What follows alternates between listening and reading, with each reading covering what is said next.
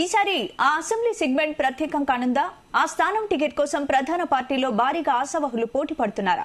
అక్కడ గెలిస్తే cabinet post పక్కా అన్న ప్రచారం జరుగుతోందా? ఉమ్మడి విశాఖపట్నం జిల్లాలోనే ప్రత్యేక గుర్తింపు పొందిన ఆ స్థానం ఏంటి? Let's watch.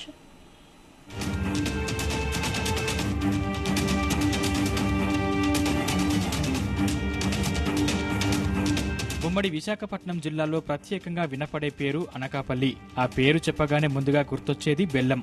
2019 ఎన్నికల్లో ప్రధాన పార్టీలు వైఎస్ఆర్సీపీ, తెలుగుదేశం, జనసేన మధ్య త్రిముఖ పోటీ జరిగింది.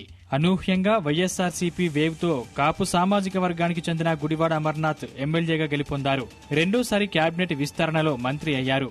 అనకాపల్లి సెగ్మెంట్ అన్ రిజర్వ్ కేటగిరీలో ఉండడం వల్ల ఇక్కడ ఏ వర్గం వారైనా పోటీ చేసే అవకాశాలు ఉన్నాయి.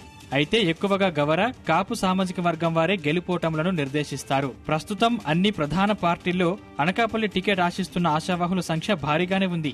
ఇక్కడ సిట్టింగ్ ఎమ్మెల్యే మంత్రి గుడివాడ అమర్నాథ్ ఈసారి అనకాపల్లి నుంచి పోటీ చేసే అవకాశాలు తక్కువేనంటున్నారు. స్థానిక వర్గ విభేదాలు కారణంగా ఈసారి మరో అసెంబ్లీ సెగ్మెంట్ కు ఆయన మారే అవకాశం ఉందంటున్నారు. వైఎస్ఆర్ ప్రభుత్వంలో కరోనా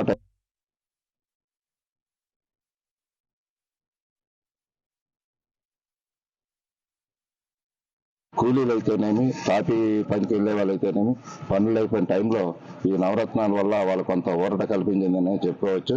అయితే నవరత్నాలతో పాటు మిగతా విషయాల్లో అన్నింటిలో కూడా ఫెయిల్ అయిపోయింది ప్రభుత్వం. నవరత్నాలు బాగా సక్సెస్ అయింది, మిగతా విషయాల్లో రోడ్ల విషయంలో కానీ, ఈ అధిక ధరలని అరికట్టడం విషయంలో కానీ, పోలవరం ప్రాజెక్ట్ ని పూర్తి చేయడం విషయంలో కానీ, స్టీల్ ప్లాంట్ ని కేంద్ర ప్రభుత్వంతో ఎదుర్కొనే ఆపే విషయంలో కానీ, ప్రత్యేక హోదా విషయంలో కానీ, రైల్వే జోన్ విషయంలో కానీ బీజేపీకి తొత్తుగా మారి వాళ్ళు స్వప్రయోజనాలు వాడుకున్నారు తప్పితే రాష్ట్రానికి కలిగే లాభాలనేవి కూడా ఈ వైఎస్ఆర్ ప్రభుత్వం తీసుకురాలేకపోయింది. దానివల్ల మరి చాలా ఆంధ్రప్రదేశ్ కి చాలా నష్టం జరిగింది. ఈసారి తెలుగుదేశం, జనసేన ఉమ్మడి అభ్యర్థి ఎవరన్న ప్రశ్న వ్యక్తమవుతోంది. దీంతో అటు జనసేన, ఇటు టీడీపీ ఆశావాహుల్లో సందిగ్ధత నెలకొంది. టీడీపీ ఎమ్మెల్సీ బుద్ధ నాగజగదీష్, తెలుగుదేశం మాజీ ఎమ్మెల్యే పేలా గోవింద్ సత్యనారాయణ మధ్య టికెట్ కోసం గట్టి పోటీ ఉన్నట్లు తెలుస్తోంది. పొత్తులో భాగంగా ఈ సీటు తమకే వస్తుందని జనసేన లెక్కలు గడుతోంది. దాంతో జనసేన ఇన్ఛార్జ్ పరుచూరి భాస్కర్రావు కూడా టికెట్ పై ఆశలు పెట్టుకున్నారు.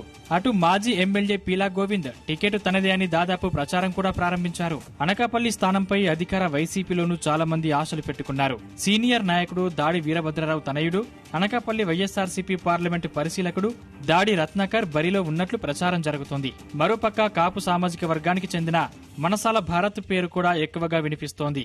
అభివృద్ధి, సంక్షేమ పథకాలే తమను గెలిపిస్తాయని వైసీపీ నాయకులు భావిస్తుంటే ప్రభుత్వ వ్యతిరేకత తమకు కలిసి వస్తోందని ప్రతిపక్ష నేతలు అంచనా వేస్తున్నారు. అయితే జనం నాడి మాత్రం ఎవరికీ అంతు పట్టడం లేదు. కొందరు ప్రభుత్వ పనితీరు భేష్ అంటుంటే మరికొందరు మాత్రం పెదవి విరుస్తున్నారు. అనకాపల్లిని అందాలపల్లిగా తీర్చిదిద్దుతాననే ఏదైతే మాట గుడివాడ అమర్నాథ్ గారు ఇచ్చారో దాన్ని దృష్టిలో పెట్టుకుని ఈ రోజు 4 వైపులా రోడ్లు నియోజకవర్గంలో కూడా ఎక్కడ పాడైపోయినా కూడా రోడ్లు బాగు చేసుకుంటూ వెళ్తున్నారు. వేసిన రోడ్లు ఏదో నామమాత్రాన్ని కాకుండా రేపు పొద్దున వర్షాలు వచ్చినా ఏమొచ్చినా కూడా చెదిరిపోకుండా రోడ్లు వేశారు. మరి గత ప్రభుత్వాల హయాంలో తీసుకున్న ఒక కోండ్రమే తీసుకోండి. ఈ రోజు కోండ్రం అనకాపల్లి నియోజకవర్గంలోకి వస్తారు. కోండ్రం వెళ్ళాలంటే 40-45 నిమిషాలు. ఏనాడు పట్టించుకున్న నాదుడు లేడు. అలాంటిది ఈ రోజు కోండ్రం వెళ్ళాలంటే 7 నిమిషాల్లో ఆ రహదారిని తయారు చేశారంటే గుడివాడ అమర్నాథ్ గారు ఒక మాట ఇస్తే ఏ రకంగా చేస్తారన్నది. ఉమ్మడి ఆంధ్రప్రదేశ్ కాలం నుండి ప్రత్యేక గుర్తింపు పొందిన నియోజకవర్గం అనకాపల్లి. తొలినాళ్లలో సిపిఎం నాయకుడు కోడుగంటి గోవిందరావు వరుసగా 4 పర్యాయాలు ఎమ్మెల్యేగా గెలుపొందారు. ఎన్టీఆర్ టీడీపీని స్థాపించిన తర్వాత అనకాపల్లి రాజకీయ ముఖచిత్రం ఒక్కసారిగా మారిపోయింది. టీడీపీ నుంచి దాడి వీరభద్రరావు వరుసగా 4 సార్లు ఎన్నికల్లో గెలుపొందారు. ఆయన సామాజిక వర్గానికి చెందిన కొనతాల రామకృష్ణ దాడి వీరభద్రరావుకు ప్రత్యర్థిగా నిలిచారు. వీరిద్దరి మధ్య రాజకీయ పోరు అప్పట్లో రాష్ట్ర వ్యాప్తంగా కాక పుట్టించింది. ఎట్టకేలకు 2004లో కాంగ్రెస్ అభ్యర్థిగా కొనతాల రామకృష్ణ గెలుపొంది వీరభద్రుడి విజయాల పరంపరకు ముగింపు పలికారు.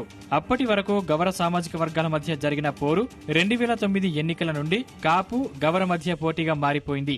గవర సామాజిక వర్గానికి చెందిన దాడి వీరభద్రరావు, కొనతాల రామకృష్ణ మంత్రులుగా పనిచేశారు. ఇదే నియోజకవర్గంలో కాపు సామాజిక వర్గానికి చెందిన గంటా శ్రీనివాసరావు, ప్రస్తుతం గుడివాడ అమర్నాథ్ మంత్రులుగా పనిచేశారు.